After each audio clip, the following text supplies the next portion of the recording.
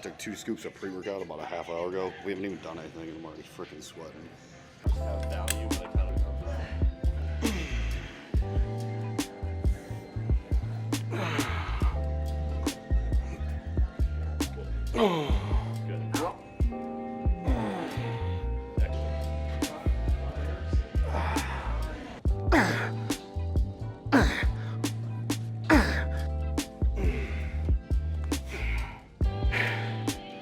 I know, I'm tired.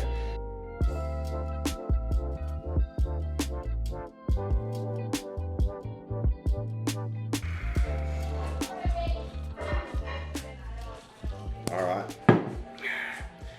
So, it is July 2nd.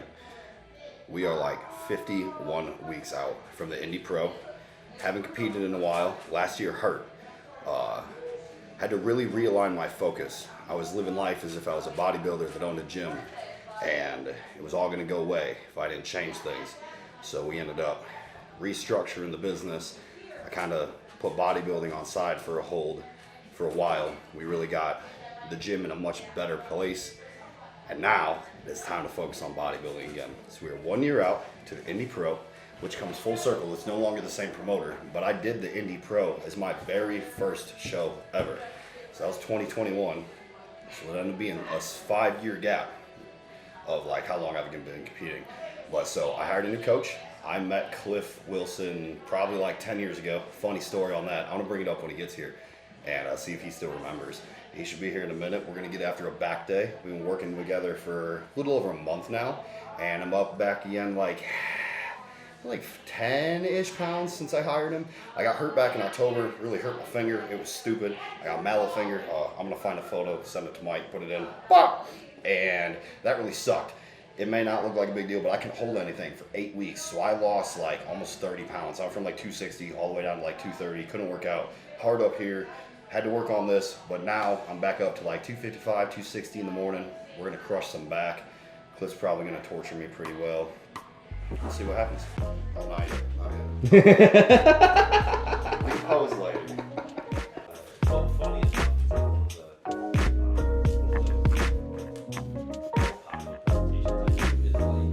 I took 2 scoops of pre-workout about a half hour ago. We haven't even done anything and I'm already freaking sweating. Thick boy status. The thing that's real common is that you'll see a lot of guys, they get an internal roll to their shoulders, like that's super common. Yeah. And it makes it harder to get open on your front lat spread and get open on your front standing relax. One thing that I find is a good warm up and even good to do on chest day, on back day, in between sets. So underhand, and you just do like a band pull apart. It's an external rotation. Okay. So kind of like, when you pull it, you'll feel it in your shoulder. Right away, yeah. Yeah, Okay. see what I mean? Feel that tightness up here? Yeah. So I would try to lock these here and really like bring it all the way out. All the way up. So externally rotate. You feel that? Yeah. Oh, that's uncomfortable. So how have you been warming up with this? These started, pullovers with the rope, right? Yeah. I didn't connect on these hard enough, so I started grabbing the cables like this and doing like a pull through here. I'll come through, big stretch, down, squeeze. I just connect all the way through my hip, get a big lat stretch. Okay.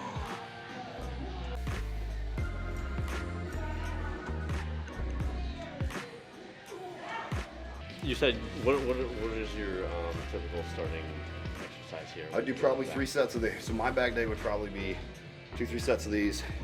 I'd go into actually like a cable shrug, a rear delt fly, and then get into like my rows and my pulls from there. Okay, let's go into the rows and pulls first. We can do that, Yeah. So you can do a cable row and you can do it more scapula focused, or you can do it more lat focused. Okay. So when you're gonna do more scapula focused, I mean, right now I kind of want to focus on a little bit of both with your back training, because I do think like you have good traps, but I do think like this mid back area, it needs to come up a lot more. And then I think the other area we need to work on is the lower lats. Yeah. Leaning forward a little bit more is going to let you open it up a little bit, and then coming back, you should get that angle. Those are deep. We'll just remove that rear delt aspect out of it a little bit. Yeah, it feels that way. Definitely go heavier. Okay.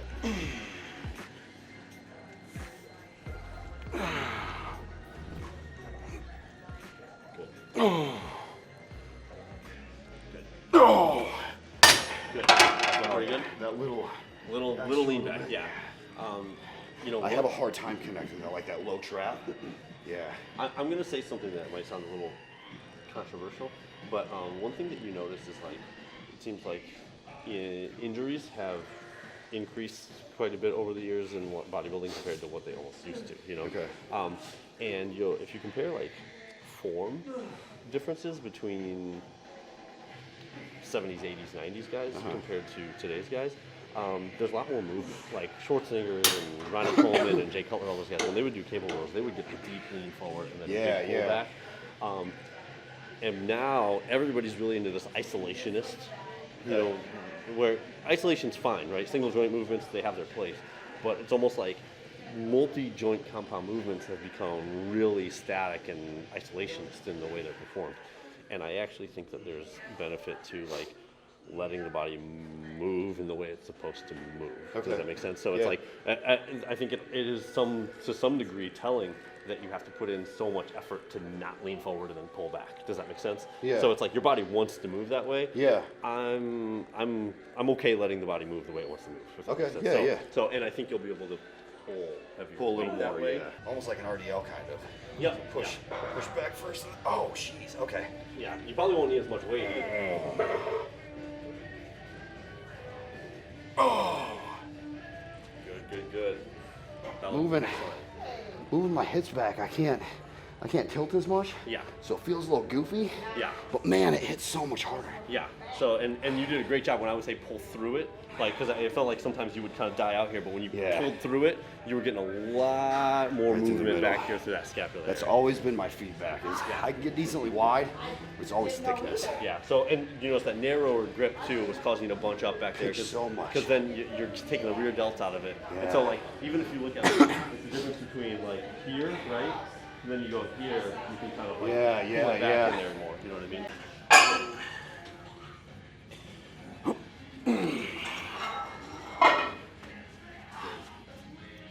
Oh. There you go. Rip it through. Thank you.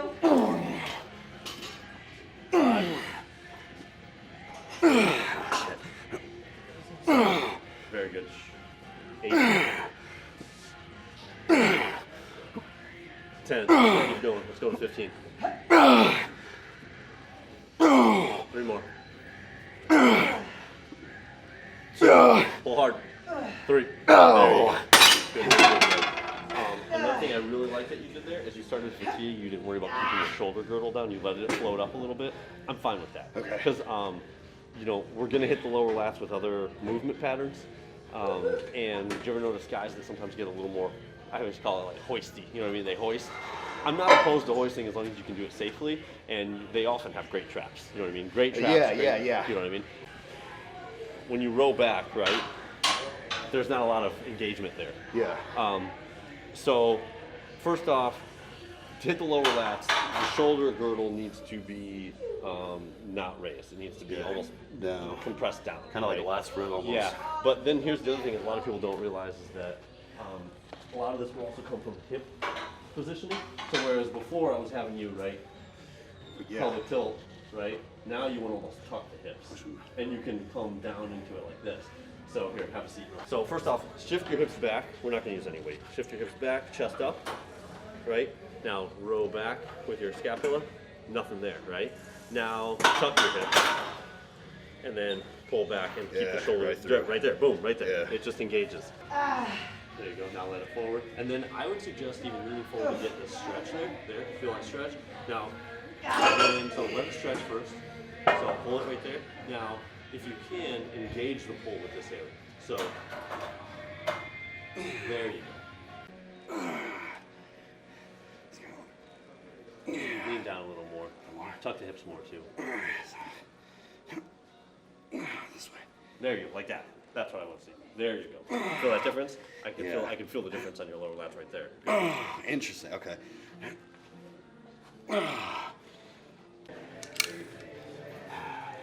I've done like one movement. Jeez.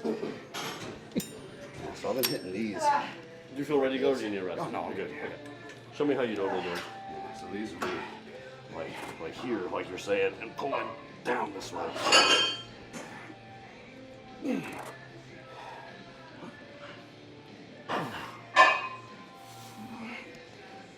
see what you're saying. I really do. It's a little bit of like a crunch almost. Yeah, there it is. Looks real goofy, but man, I can hit on it and so hard. That's honestly, so now you're doing the same move. Yeah. As soon as you said that, I was like, oh, this is just what I do here. I've also had good luck, and this doesn't work. How strong you are, I don't even know if it'll work, but sometimes I've had people kneel in front of it. Because single arm or double? Double. So this way, because if you kneel in front of it, it's pushing. Also, the weight's a little bit more in front of you, and so you can actually like come down like that. You know what I mean? But actually, with this line of pull, you'll actually probably be a little bit better to get a little more scapular. Yeah. So this would probably be more of a scapular movement. Okay. But can we try the kneeling with the scapular movement? Yeah, I want to see that because actually that felt really good when I did it. So yeah, that's so hard. I get a lot of them. A little more lower lat now because that's where we've been training, but yeah, I can pull through that really hard. Pull it, you're pulling it down to here. Pull through here.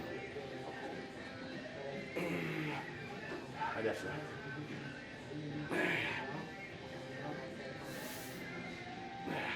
You need a lot of like mid-lower lat, not anywhere as much as I had with that first So one. I mean, something like that might want to be our go-to move for yeah, a that while. felt great. I haven't felt anything like that.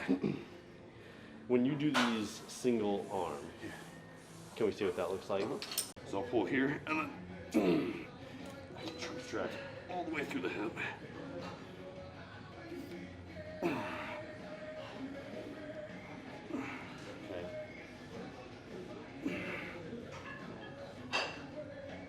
That's probably what I get the most low lat out of. Okay, so with both movements I'm seeing here, I do feel like we need to find an exercise for you where we can actually get a really good stretch on your lats. Oh, yeah. Let it stretch out all the way. Good. Excellent, excellent. Very good. We got a pump. Yeah. I don't know if you can even see it in the mirror. Honestly, I was looking at my rear delts the other day. They've died out a lot. Normally they get pretty capped. So I kind of been looking forward to this, coming back full circle. When I first decided I wanted to do a bodybuilding show, I was like 17, 18. And I talked to a guy named Eric. And Eric was like, dude, you need to go talk to Cliff. So I don't know if you remember, I came up to you and I was like, hey man, I'm 19, I'm 240. I think I want to do a show. Yeah. And you went like this. And you went, dude, you need to get down to about 170 pounds. And I remember that. I was like, this guy doesn't know fucking anything. And I walked away. You were not happy about that number? No, right to my soul, man. And now here we are 10 years later trying to make this work. That one hurt, but now from my end, I can't tell you how many guys I've had to, well, you know, your gym lean, that's another 20, 30 pounds, and then you just watch their just crushing me. Everybody thinks they're 20, 30 pounds off, but it's like, for sure. They always underestimate how much is like in the gaps. You know what I mean? The gaps of like. That's a good way to put that, like in the deep lines. It is. It is. And the taller you are, the bigger you are, the more there is too. Yeah, in the gaps. There's always for me. There's a few weeks during prep. Once I get to be like I'm pretty light on stage, but like 180, where I have a few weeks where my body weight drops, but I'm not really seeing any difference in the mirror. But then I notice that my hats and shoes aren't fitting the same. Yeah. I'm like, oh good, I've lost about 3 pounds of head and foot fat. That's good. That's good. I'm dieting so hard to lose all this head and foot fat. And then initiate the pull with the rear delt. There, yeah. Come on. Get 2 more. Come on. Very good. So I like that aggressive pull. So the other thing I noticed, like over there on the pull through, I was saying pull through it. Yeah. I think on some movements where you feel safe, right? You know, because I think we all have those movements where we're like, this feels good, but it's not like the most stable movement for me. On movements where you feel stable, I would say sometimes initiate that pull with aggression. Honestly, not even within the rep. Early within the rep. So right out the gate, boom. Like at the rep, not into the rep. Yes. At the rep. Yeah, don't build I get you. Come okay. Off the gate hard. Even only a few sets, you think you got a good pump too.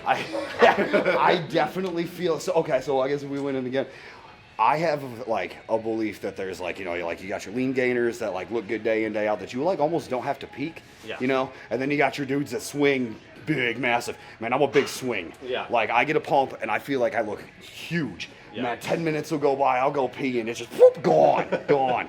Or like some peak weeks, man, Tuesday, I'll be looking at myself and I'm like, oh God, is this really gonna happen? Yeah. But then you get these other guys that like 3 months out, they look exactly the same they do the day after the show. And I'm like, what is this? I know. It's, you know, and it's like sometimes with peaking, you get people that are just hyper responders, and then other people where it's like, yeah, they'll sharpen up a little bit, but I can already tell from your high carb days, we're not going to like have this massive Have a swing. massive swing, yeah. Yeah. You get the new guys, you know, they're 160 pounds, natty, been watching Derek Lunsford, and they're like, I'm ready for my 1,200 gram carb loads peak week. And I'm like, no. I know. And it's like, well, and that's the thing too, is like nobody wants to work within their own genetic framework, you know. It's like they want to work within someone else's. Yeah, and it's like, it just doesn't work that way. And I always kind of joke that I probably wouldn't even beat like 80% of my own clients on stage. And I'm like, you know, trust me, it's not anything like, oh, I'm just not doing what they're doing. I'm like, no, I've been doing it forever. It's just, we got to work with what we've got. That's it. It's a very humble, like, very solid way to put that. Look at how good of a guy Cliff is. Not a lot of people are going to say that.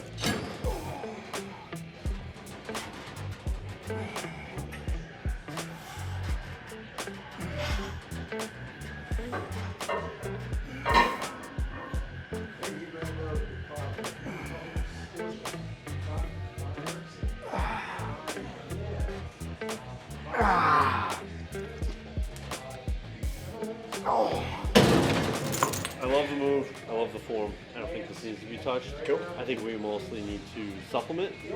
So up and then down. Okay. No, very short range of motion, but you'll feel it really ball up. Do you know what I mean? Okay, Like you'll yeah, feel, yeah. And this is another thing that I think will be good for your shoulder also. Okay. You feel it ball up right there? Oh, yeah. So I think this would be a good warm-up move to add in. And it hits a slightly different area because you don't feel as much Way at up the at the top. top. Right at the top. Right at the top. I can never get that area to grow. Yeah. Holding a heavy weight is going to make those traps grow as well. That's an issue that I've been having a lot lately that I definitely recognize is like, man, the heaviest thing that I'll do is like when I like do a heavy dumbbell press, you know, picking them up off the ground. I'm like, oh fuck, you know, and then it's no problem to push them, but like holding raw weight in your hands. So I'd like to see a progression. Do these first. Okay. Warm up the traps and the shoulders lightly. You know what I mean? I don't think you need to be going to failure on these. Honestly, you're hitting an area that's rarely hit. Yeah, Then it was tight. Yeah. Then go to those, and then do a set or two of something heavy.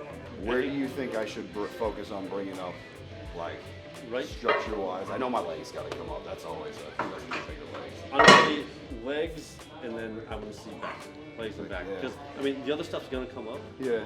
But legs and back are real statement pieces. You know Oh, what I mean? that's main bodybuilding. I mean, it's bread and butter. Yeah. And it's like to be honest with you, I think the other stuff is going to come up with the other changes we're making with diet training. I think the other stuff's going to come up pretty handily, but I think legs and back are the ones that we need to be prioritizing. I always felt like I connected well with my back already, so it's going from like good to great.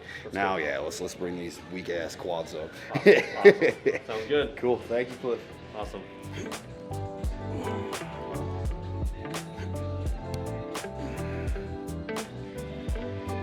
I'm gonna try and get this workout going back again. We got chatted a little too much, got a little distracted, but what I really like about having Cliff local is I can find somebody else to push me in the gym.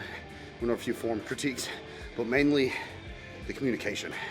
The hour or two that we can spend speaking here, in my opinion, is worth 6 months to like a year's worth of like email communications. You can't type the conversations that we just had. So I'm very happy to have somebody a little closer, a little more hands-on for this year. It's gonna make a big difference long term.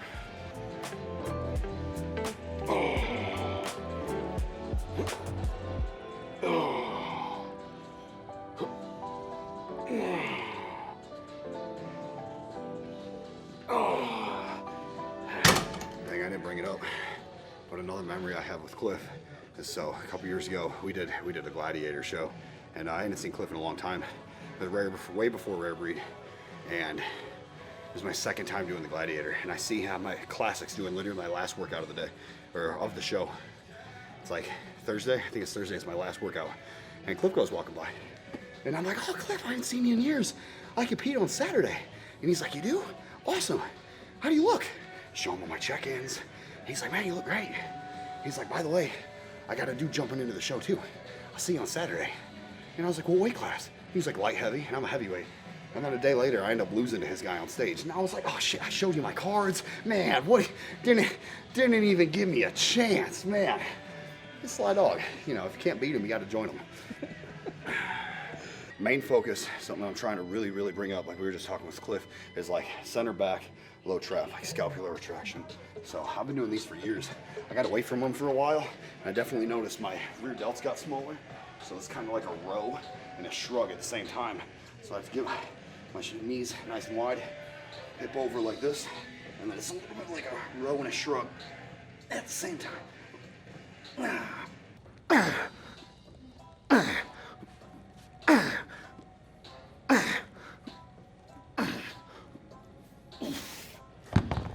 Yeah, that's better.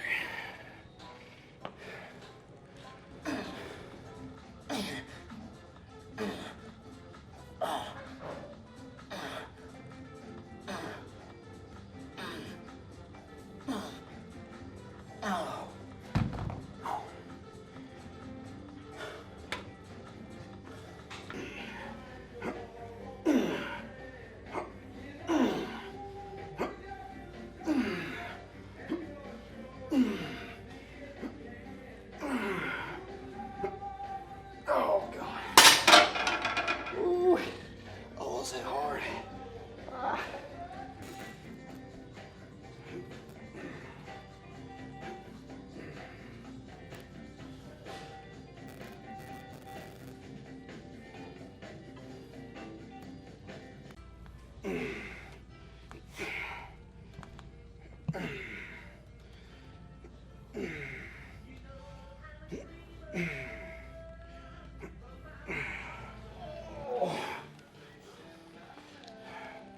All right, this is it. I was like 255, 256 this morning, something around there.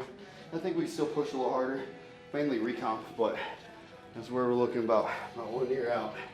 Quads obviously need to come up, and I can use a tan, but there we go. Oh.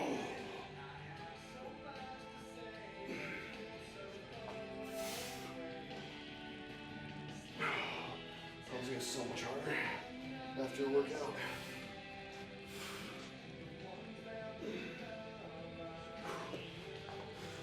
You know the deal, we don't hit side triceps in the off season. Woo!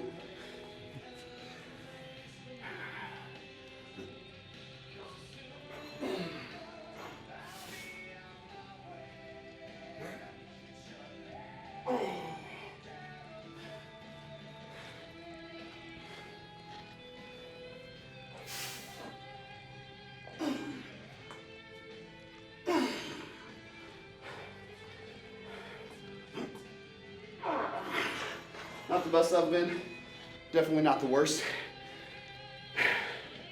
I know, I'm tired. That's all I got.